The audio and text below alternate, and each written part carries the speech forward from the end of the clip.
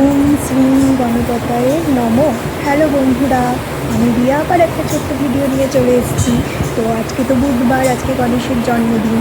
তো আমি দেখো সুন্দর আমার গণেশনাকে সাজিয়েছি গাঁদা ফুল দিয়ে। দেখো মাথায় দুপাশে দুটো গাঁদা ফুল দিয়েছি, আর নিচটা দেখো কি সুন্দর গাঁদা ফুল দিয়ে সাজিয়েছি। তোমাদের পছন্দ হয়েছে কিনা আমার সাথে অবশ্যই শেয়ার করো।